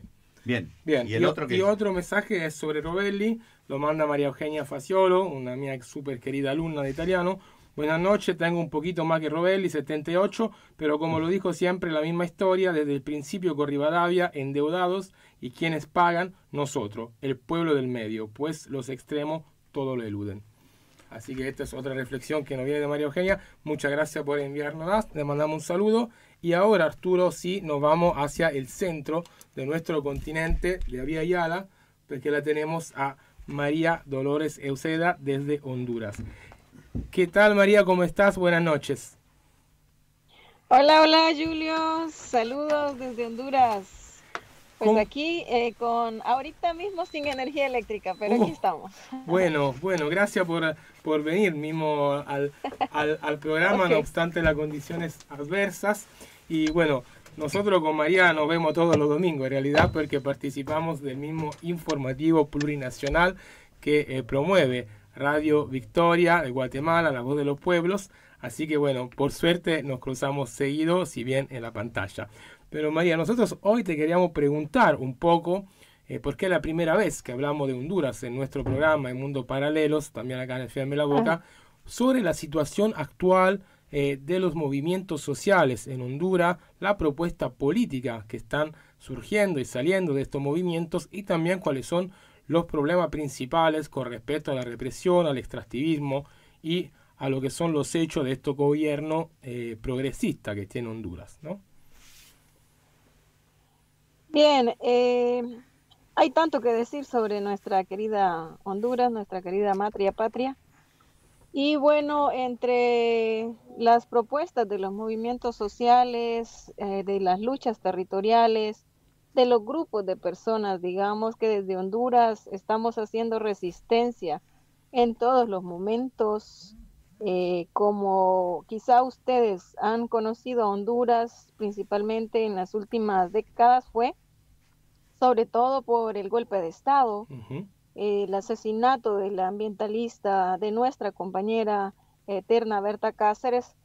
Honduras, digamos, ha trascendido al plano internacional por situaciones casi siempre negativas. ¿verdad? Entonces, nosotros en este pequeño territorio que es tan cercano a los Estados Unidos, ¿verdad? La potencia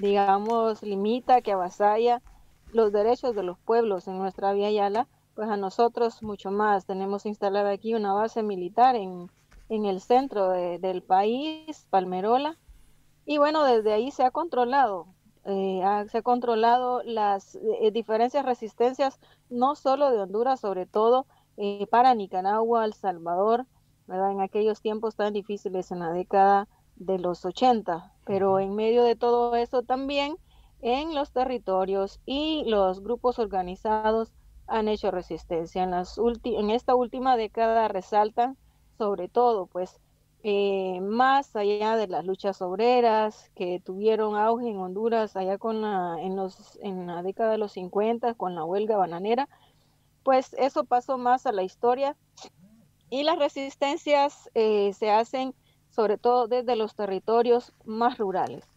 Ahí estamos, digamos, participando nosotros como organización, como movimiento amplio y muy cerca con otros territorios, con otras personas, sean personas de territorios, como ya mencionaba, rurales, que también estos territorios, pues, son muchas veces campesinos y también de poblaciones indígenas, las primeras poblaciones, digamos, que sobreviven al exterminio también, ¿verdad? Y el genocidio que vivieron los pueblos originarios en nuestra Vía Yala. Entonces, en medio de eso, surgen estas resistencias en la defensa del agua, en la defensa de su territorio, sobre todo en la lucha por la tierra como medio de sobrevivencia, como forma también de asegurar la seguridad alimentaria, por ejemplo, en el Aguán, en el Bajo Aguán, en el Atlántico de Honduras,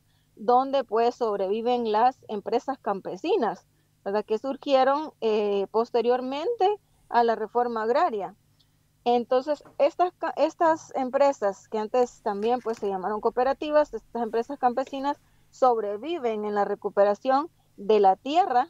Ahora los hijos y nietos de aquellas personas que, digamos, a quienes se le otorgaron estas tierras, ellos sobreviven a una lucha por esa tierra para producir. Recuérdese que Honduras y varios países de Centroamérica fueron también en décadas pasadas pues llamados los graneros. Honduras, por ejemplo, fue llamado el granero de Centroamérica. Estas tierras fueron arrebatadas con reformas que se vinieron haciendo con medidas neoliberales y que ahora pues el campesinado pretende recuperarlas. Con estas pretensiones, Julio, voy a mezclar quizá algunas de las preguntas que hacías. En esa recuperación, por supuesto, está involucrado el campesinado, pero de frente a los grupos terratenientes, ¿verdad? Empresas que incluyen capital transnacional que se han apropiado de la tierra para producir sobre todo palma africana. Acá, María, entonces, te quiero hacer un segundo una pregunta justamente sobre este tema de la producción, ¿no? La diferencia que hay entre lo que son los proyectos productivos del capital transnacional y los pueblos originarios campesinos indígenas. Vos justamente nos estabas hablando de la palma, ¿no? Sí, la palma africana, que es un monocultivo que ha invadido los valles en Honduras. Las mejores zonas, las más productivas, en las que antes se produjo comida, maíz, que es uno de los alimentos base en nuestra dieta, digamos, se ha dejado de producir y ahora se está produciendo palma, sobre todo. Antes se produjo banano, ahora se está produciendo palma para el consumo de ese aceite vegetal que es tan dañino, pero también para la exportación, ¿verdad? Claro. Entonces, María Dolores, quiero interrumpirte nada más para aclararle a la audiencia que la palma africana aceitera es en los países de las regiones más cálidas, ecuatoriales y tropicales, la opción a la producción como si fuera en Argentina la soja. Es un monocultivo que tiene una salida ya estructurada por las multinacionales y es objeto de una inversión de acopio de tierra de monocultivo, de biotecnología y por supuesto que está acompañado, como aquí la soja, del desplazamiento de los pueblos campesinos indígenas, Julio. Y también afecta a la soberanía alimentaria, ese es otro tema, ¿no? Me parece indispensable hablar del tema, sí, claro. Bien, perdón María, te interrumpimos, pero eso era para hacer una aclaración para que la audiencia también tenga una idea más clara de la cuestión. Bien, gracias Julio, compañero. Pues sí, en medio de todas estas luchas de los pueblos originarios también en la recuperación de sus tierras, grupos campesinos donde principalmente pues los proyectos que han invadido junto con estas personas que llegan muchas veces de afuera, por ejemplo el capital canadiense que se ha apropiado por ejemplo de territorio maya chortí, un pueblo de los pueblos originarios de Honduras, y que ha explotado por décadas, Aura Mineral, por ejemplo, ha explotado por décadas ese territorio. Poco a poco, los pueblos, estas comunidades se vienen, digamos, organizando, levantando para hacer frente, para hacer visible su situación que se invisibilizó por mucho tiempo. Esas son de las cosas más positivas que ocurren en el país, donde también estas luchas territoriales nos vamos articulando y vamos, digamos, también más allá de resistir, construyendo procesos que nos garanticen la soberanía desde la cosmovisión de los pueblos originarios, desde también las propuestas que hace el campesinado y desde estas realidades que son tan adversas, pero que también pues provocan en la población, en estas poblaciones, pues las ganas, el deseo y el ánimo por la lucha, por recuperar esos territorios, pero también ante el ahogamiento al que nos lleva es este tipo de digamos, de invasión a los territorios. María Dolores, te interrumpo nuevamente, ¿sí? Porque parte de esa lucha, como bien vos lo prologaste recién en tu intervención, tiene que ver con el asesinato de una dirigente llamada Berta Cáceres por la defensa del río Huarquerque y que constituyó un hito de la intervención homicida de estos lobbies que acopian tierra. También, por eso te quería interrumpir también, para ver cómo se conjuga en esta lucha por la soberanía el tema del agua allí en Honduras. Sí, avanza sin duda la situación que vivió el pueblo lenca, digamos, con Berta Cáceres. Reflejó a nivel internacional pues la situación que vivimos de despojo en los territorios en Honduras.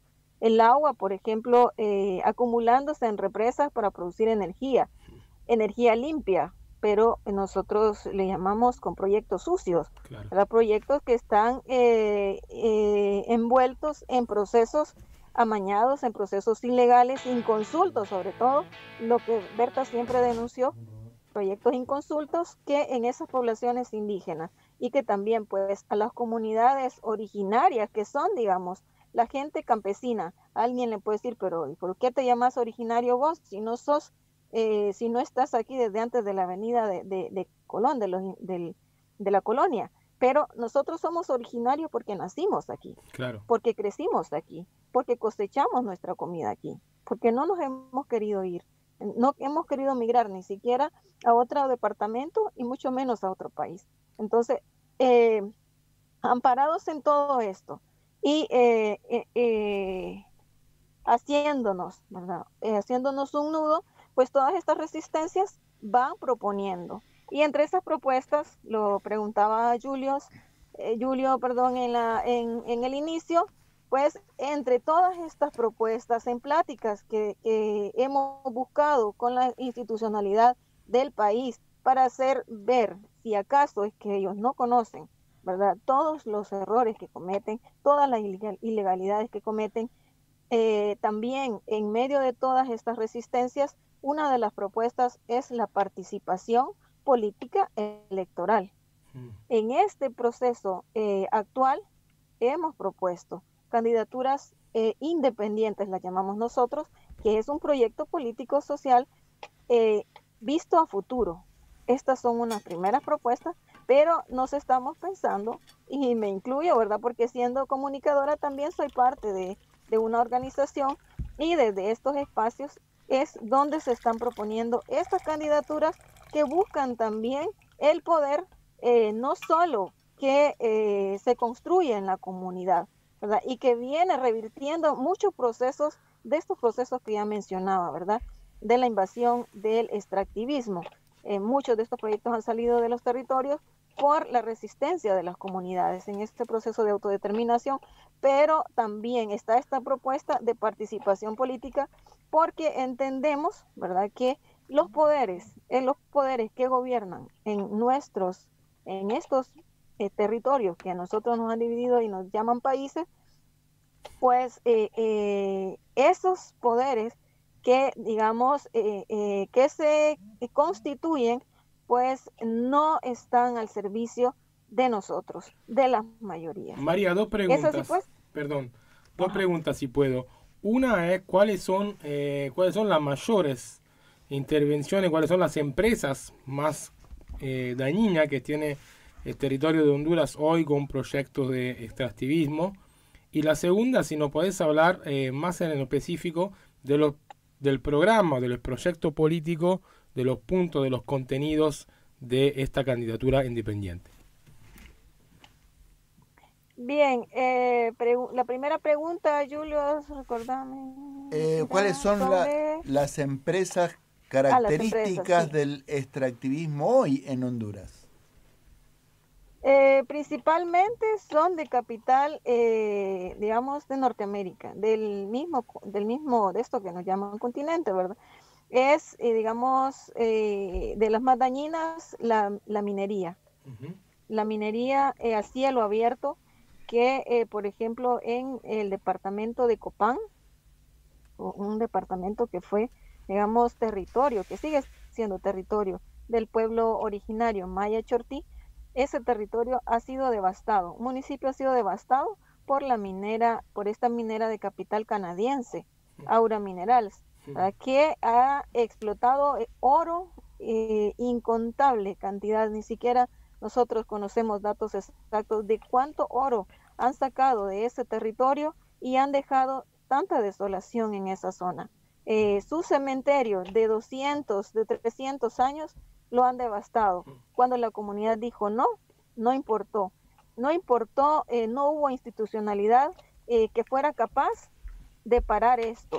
Aún con el actual gobierno, un gobierno que en sus propuestas se llamaba de refundación, pues un gobierno que se llama progresista, también de izquierda, pues no paró. Prometieron parar la minería a cielo abierto, dijeron cero minería a cielo abierto, pero Minosa sigue operando como si no hubiera gobierno, si no hubiera dicho ninguna cosa la actual mandataria Xiomara Castro, o Agrecasa en Puerto Cortés, ¿verdad? Que también son capitales extranjeros que explotan la riqueza y que muchas veces Julio y Arturo, ¿verdad? No conocemos qué exactamente se están llevando de nuestros territorios.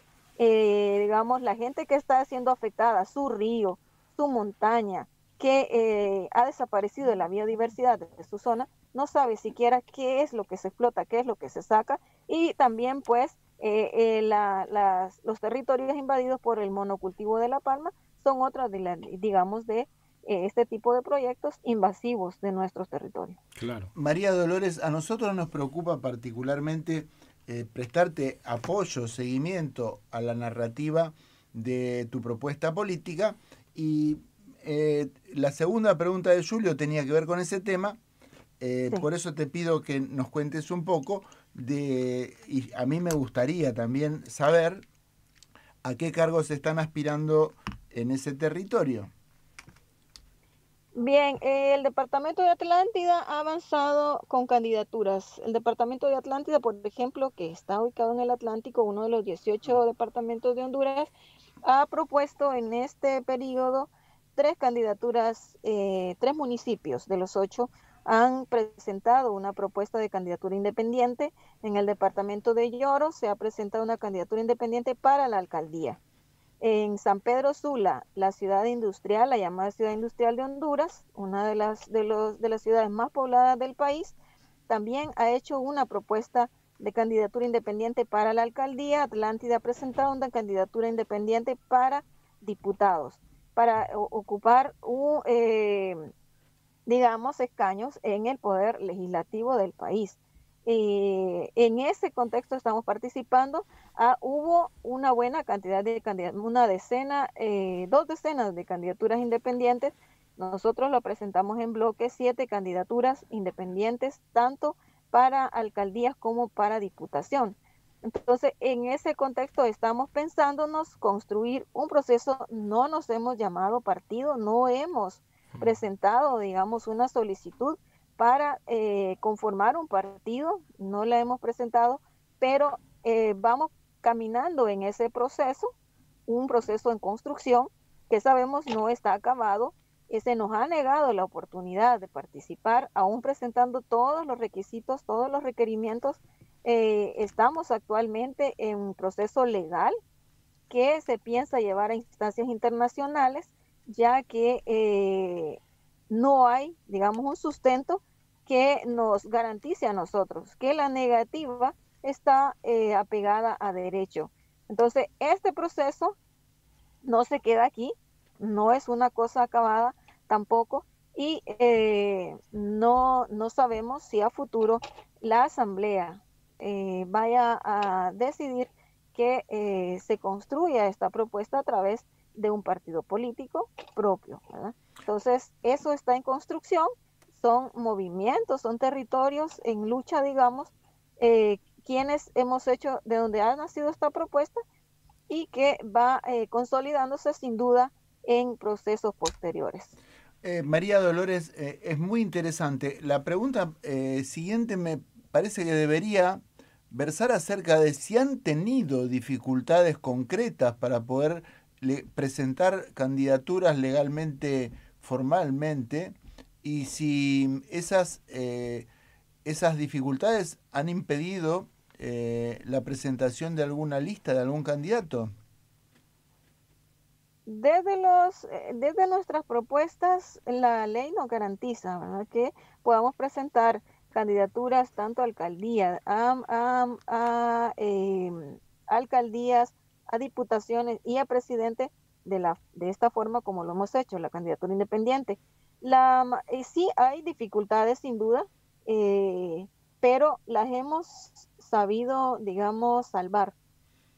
Hay muchas fortalezas desde los territorios, por ejemplo, a nivel de solicitud de firmas.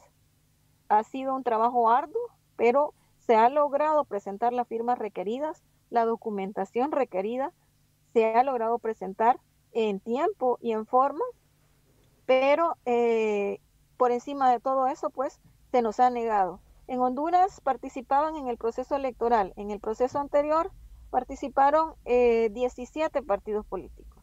En este actual proceso van a participar solamente 5 partidos políticos. ¿Y qué pasó con la los personería otros? jurídica? La personería jurídica se le retiró al resto de partidos. Uno de los partidos que tenía mayor participación, que tenía una buena participación, que venía ganando participación en el Congreso Nacional con las diputaciones, quedó fuera en este contexto que se vive en el país. Son 12 fuerzas políticas prescriptas por la justicia electoral.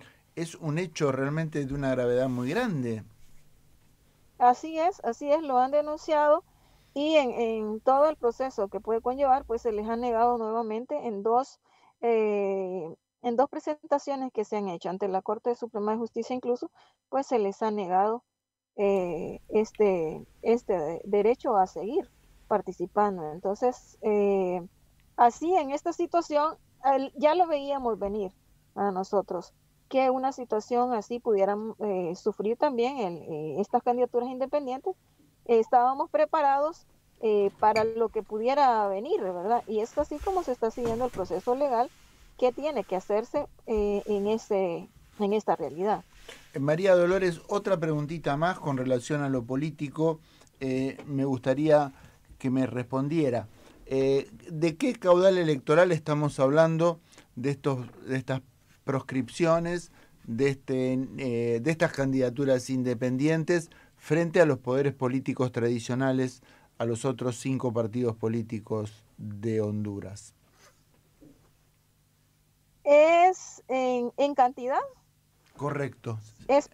Sí, en cantidad es, digamos, es poco, pudiera decirse.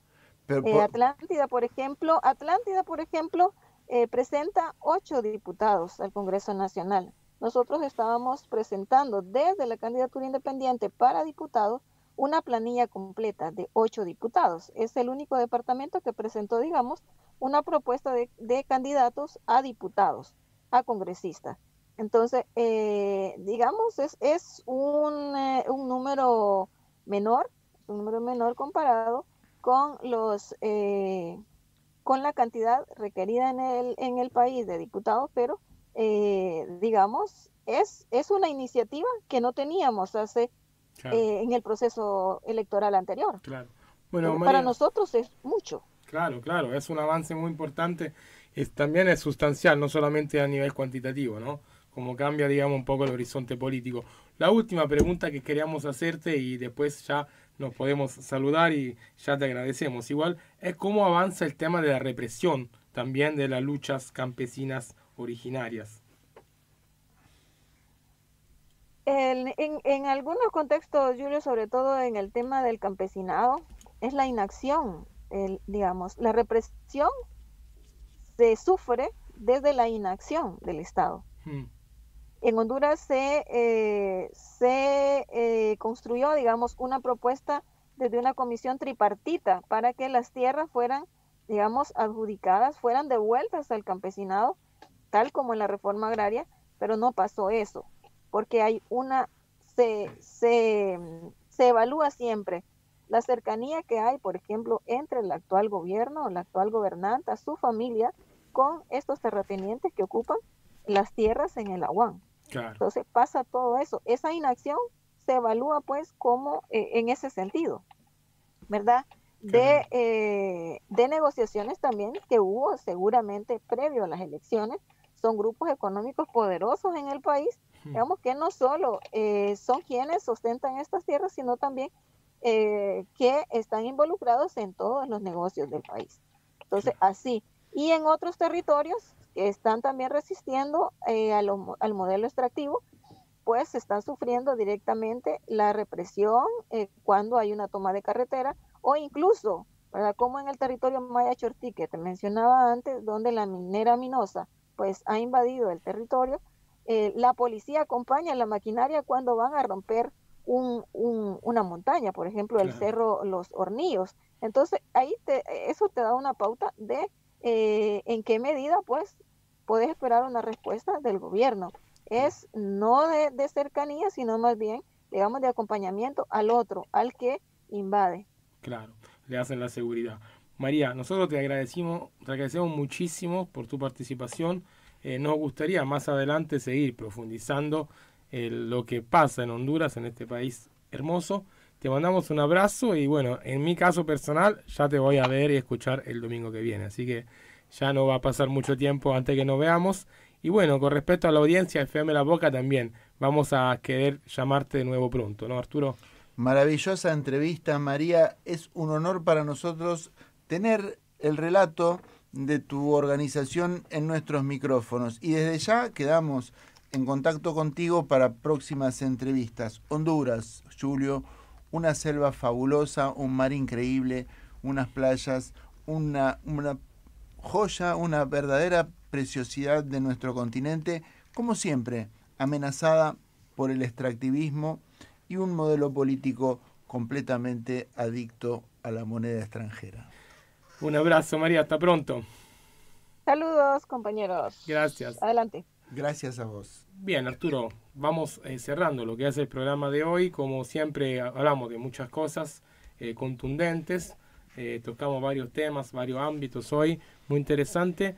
Y Bueno, vamos ya reflexionando un poco. Llegó una comunicación, no directamente al programa, pero de Federico Soria, que nos manda un comunicado de la Asamblea de Vecinos Autoconvocados de Uspallata. Federico Soria, a quien citamos hoy puntualmente en el reportaje de Robelli, cuando nos referíamos a este porcentaje de oro que se extrae de Argentina, que ya es equiparable a las reservas de Suiza. ¿Qué dice Federico? Bueno, dice que se hizo una no lo vamos a leer todo porque son 2 páginas y vamos a pasarnos de tiempo, pero hay que recordar que se hizo una audiencia pública para legitimar un proyecto de extracción de cobre Mineral San Jorge en Uspallata, y que la audiencia pública oficial se hizo escondida y protegida por las fuerzas de seguridad locales, o sea, la policía, que básicamente estaba ahí para impedir a la gente que pudiera participar. Los vecinos y las vecinas de Uspallata organizaron otra audiencia pública paralela, popular, en el pueblo, y vamos a leer directamente solamente el proclama final del comunicado, que dice: desde nuestras asambleas hemos demostrado una vez más y certificado que la megaminería no tiene licencia social y que el pueblo de Uspallata no quiere la minera San Jorge en su territorio. Así, este es el mensaje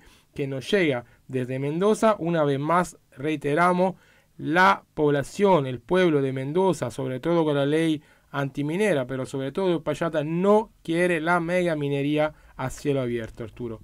Papelón histórico en las redes sociales circulando, la audiencia del gobernador vacío de gente, no había ni una silla ocupada, un papelón histórico, una vergüenza, y el pueblo se reunió por su cuenta, señor gobernador. O sea, el señor gobernador Cornejo tiene que entender que ya a este punto no tiene más la mano suelta para poder abrir la puerta a las mineras. San Jorge no se toca, señor gobernador, no hay licencia social, Uspallata está de pie. Gracias, Federico Soria, amigo nuestro, por mantener la bandera de la lucha contra el extractivismo y la autonomía de nuestras comunidades cordilleranas. Bueno, Arturo, yo quiero cerrar este programa de hoy recordando a un amigo que lamentablemente falleció, un compañero mío de la facultad, que era un rapper muy conocido en Italia. Su nombre es Gesto, o era Gesto mejor dicho, pero sigue con nosotros porque su música no se va a olvidar pronto. Varias semanas fue número 1 en Spotify en Italia, así que realmente un gran artista, un compañero también, lo recuerdo. Si bueno, recuerdo de muchos años atrás, porque ya pasaron 20 años de cuando me recibí, pero bueno, todos los recuerdos que tengo de él son muy lindos, sobre todo de una gran toma que hicimos de la facultad en el año 2003. Qué raro ustedes, ¿eh? Le voy a mandar un abrazo al cielo, para siempre con nosotros, y también vamos a escuchar únicamente en radio y no en streaming, Lucho, por favor,